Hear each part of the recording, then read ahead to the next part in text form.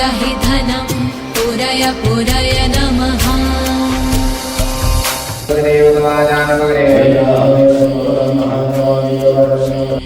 कुबेराय अष्टलक्ष्मी मम ग्रहि धनं पुरय पुरय नमः।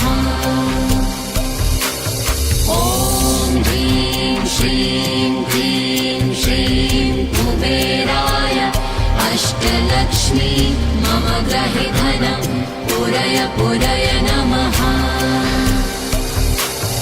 ॐ ह्रीं श्रीं क्लीं श्रीं कुबेराय अष्टलक्ष्मी मम ग्रहि धनं पुरय पुरय नमः।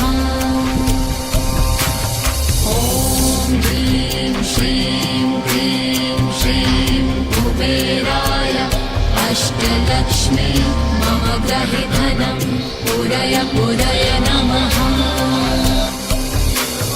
ॐ ह्रीं श्रीं क्लीं श्रीं कुबेराय अष्टलक्ष्मी मम ग्रहि धनं पुरय पुरय नमः। ॐ ह्रीं श्रीं क्लीं श्रीं कुबेराय अष्टलक्ष्मी मम ग्रहि धनं पुरय पुरय